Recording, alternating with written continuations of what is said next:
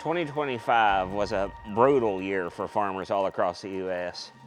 Profits are non-existent, and although you can't save your way to prosperity, over a long career I've seen the ag economy go up and down lots of times, and I've come up with some ways to try to stay profitable in a tough economic year. Today, walk with us as we go through some potential scenarios on how to stay profitable in difficult economic conditions in the ag economy.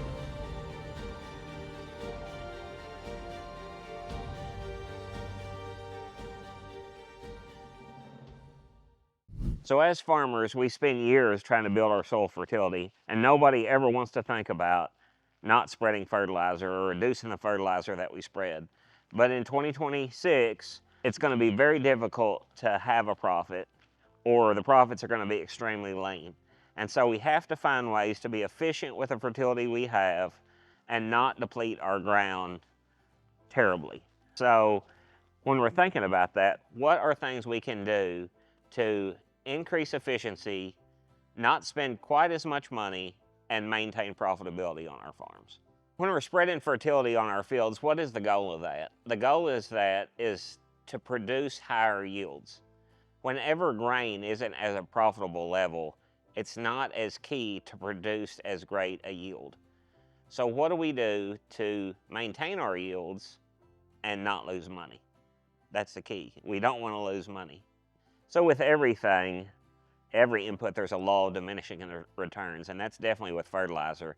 You definitely need fertilizer to make a crop, but as you spend more and more money on fertilizer, there is going to meet a point where the yield begins to plateau, and the extra money that you're spending isn't being justified by the yield that you're making. So what we want to do in 2026 is make sure we're spreading enough fertilizer, we're putting enough fertility out there to meet a certain yield goal, to be able to complete our crop, have a full crop if you say. But we want to be efficient with every dollar so that we make sure that the dollar we're spending in fertility is returning the amount of money we need back into our pocket. These aren't calculated dollars, but what we're looking to do is if we spend $1 on fertility, we're looking to return $1.50 to our farm. And what we need to keep in mind is after we get past a certain dollar spent on fertility, that money isn't coming back into your pocket. It's going to the fertilizer supplier, which the fertilizer suppliers don't need any more money. They've got plenty of money. They don't need any more of yours. So we want to able to fertilize our crop to be able to have a full crop, but not spend so much that they are taking your profit and putting it in their pocket. Keep your dad off the auction sites. We didn't need to spend money on equipment, and here we have a 1947 articulated loader. So the number one thing we're trying to save money on this farm in 2026 is fertilizer. The second thing we're going to try to save money on, and we always try to do this, we want to be most efficient with the equipment that we have. So definitely the more money that we spend on equipment is going to be the less money you put in your pocket. So we need to make sure we're very efficient with our equipment and we don't have more equipment than what we need. So this tractor here is a great example. So this is our only tillage tractor on the farm. It moves a lot of our grain that we harvest out of the field.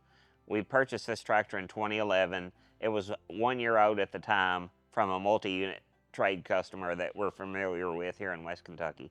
We know they take good care of their equipment, and when it came out of their multi-unit fleet, we took the opportunity to buy it at a discounted rate because they get the multi-unit discounts, and through those multi-unit discounts, the dealer is then able to pass that discount down to the second owner. So purchased this tractor in 2011, thousands of hours on it since then. We keep it maintained, and it has provided a great low cost of ownership with good efficiency over a long period of time. So almost 20 years now. And this tractor still has the technology we need on it if we need the technology. It allows you to tillage in the spring and move grain in the fall with the grain buggies, and it's just been a great investment for us. So this is the type of thing we're looking for. We want something that is going to save us money when we purchase it, or give us value when we purchase it, and then maintain it correctly, and it'll give you a long use period of low cost ownership. So we do have newer pieces of equipment in our fleet, but you don't look to buy those new pieces of equipment in tough economic years. Although it is a good time to buy equipment if this is a buyer's market. So even though we're in a buyer's market, and I guess there is situations where you have to upgrade just because the former piece of equipment you had is just worn out and it's costing you too much money in repair. But we're mostly looking to do those things when the economy is scaling up, and we're definitely not in a scaling up time.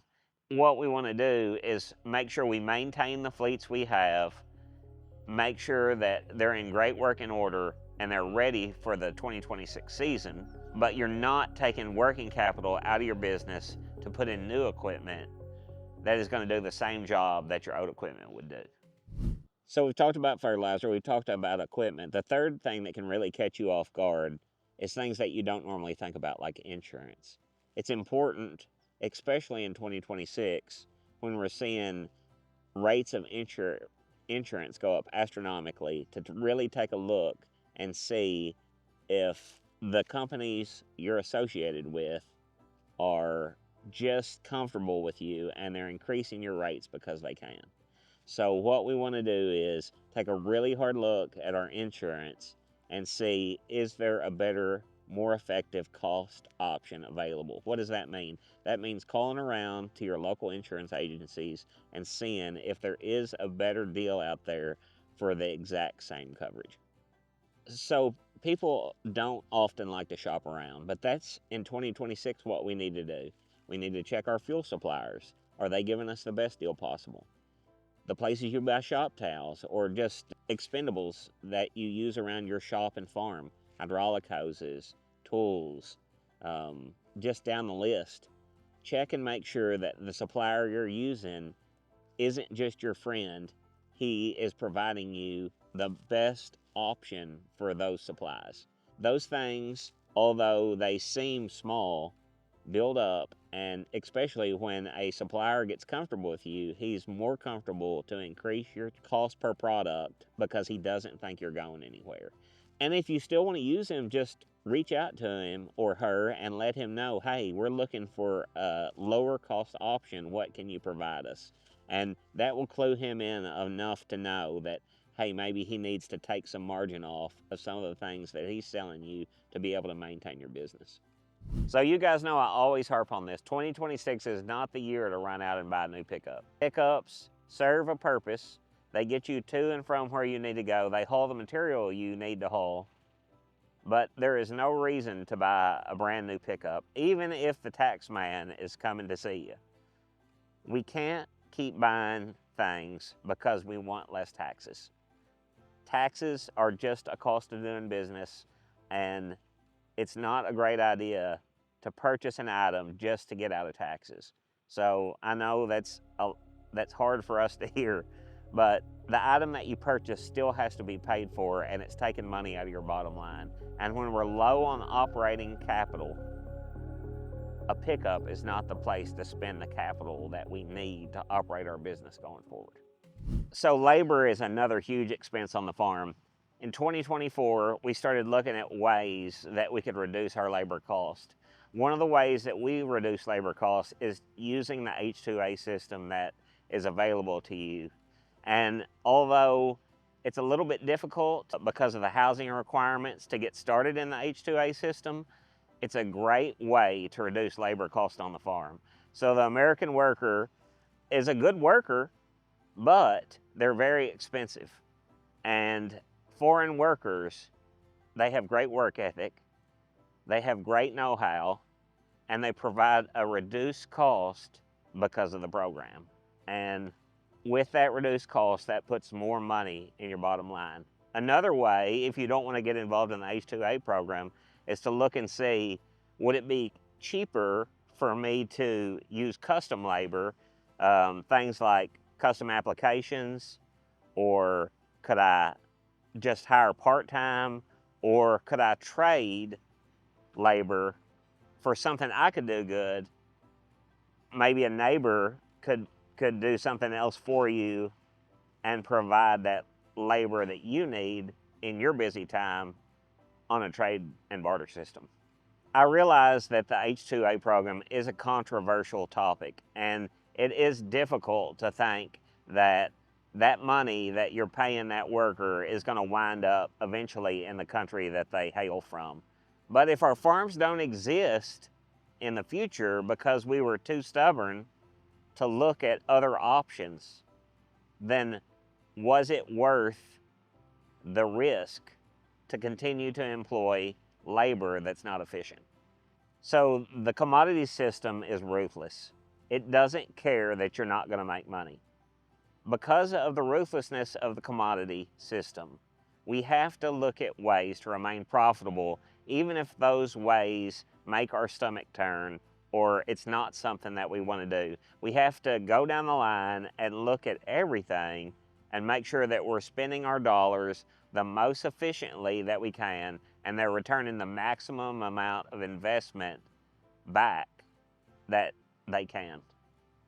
Every year we need to be making sure, not only in down years, but every year we need to be making sure that the dollars we're spending are returning dollars back into our pocket. That we're not just spending them out and they're going to the fertilizer man, to the banker, to the equipment manufacturer.